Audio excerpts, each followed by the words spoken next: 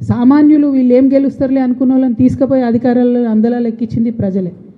అంటే అల్టిమేట్గా డెమోక్రసీలో, ప్రజాస్వామ్యంలో ప్రజలే గురువులు. కాబట్టి ఇవాళ తెలంగాణ జాగృతి నుండి మేము ప్రజల వద్దకే పోవాలనుకుంటున్నాం.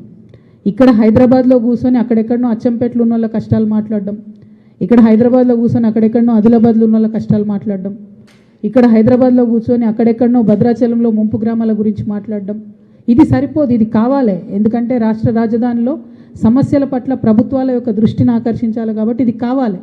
కానీ దీనికి మించి క్షేత్రస్థాయిలో వెళ్ళి ఆ ప్రజల్ని కలిసి వాళ్ళతో మమేకమై వారికి ఏం కావాలి అని తెలుసుకొని దాని మీద పోరాటం చేయాల్సిన అవసరం కూడా ఉన్నది.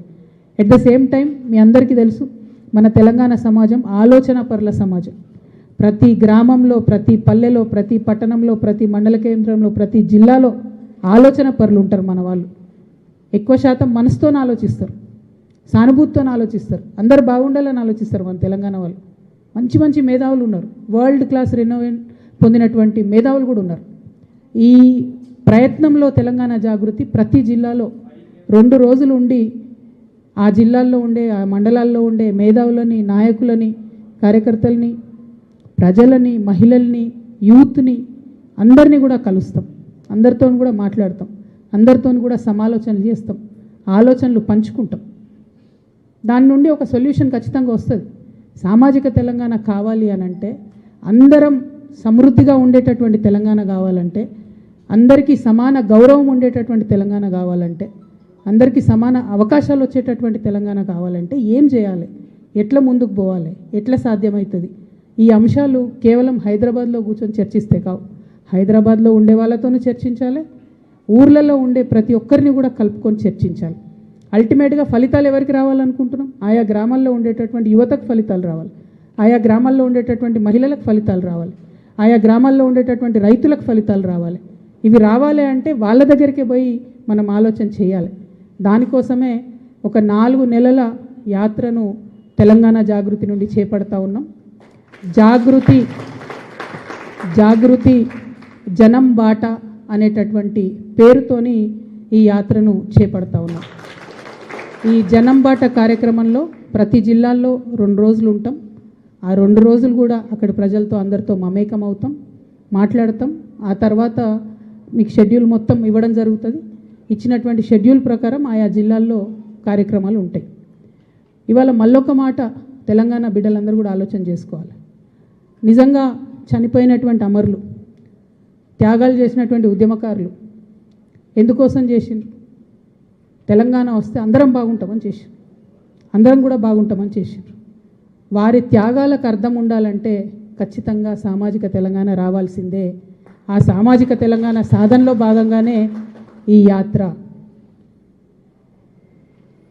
అదేవిధంగా నిన్న పత్రికలు నా యాత్ర గురించి, తెలంగాణ జాగృతి యాత్ర గురించి రాయడంతో పాటు కేసీఆర్ గారి ఫోటో లేకుండా యాత్ర చేస్తామనేటటువంటిది ప్రధానంగా ప్రచురించారు. ఎస్, కేసీఆర్ గారి ఫోటో లేకుండానే యాత్ర చేస్తాం. వారిని అగౌరవపరచడం లేదు. వారు ఉద్యమ నాయకుడు, వారు లేనిది తెలంగాణ రాదు, రాలేదు, ఇంపాసిబుల్. కానీ ఇవాళ వారు ఒక పార్టీకి అధ్యక్షులుగా ఉన్నారు. ఆ పార్టీ నుండి నన్ను సస్పెండ్ చేయడం జరిగింది. ఆ పార్టీలో నేను ఇవాళ ప్రాథమిక సభ్యురాలుగా కూడా లేను.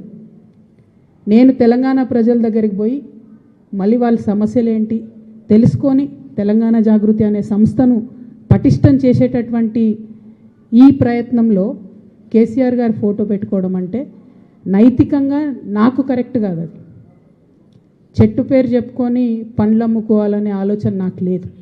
ఆ చెట్టు నీడన ఉన్నన్ని రోజులు ఆ చెట్టును సంరక్షించాలని, ఆ చెట్టును దుర్మార్గుల బారి నుంచి కాపాడాలని నేను చెయ్యని ప్రయత్నం లేదు.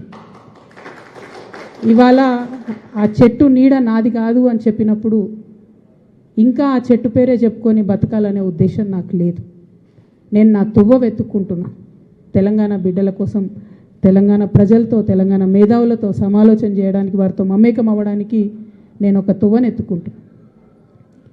వారి ఫోటో పెట్టుకొని పోతే నైతికంగా నా విలువ ఉండదు, నైతికంగా అది నాకు కరెక్ట్ కాదు, నైతికంగా కరెక్ట్ కాని పని నేను చేయను.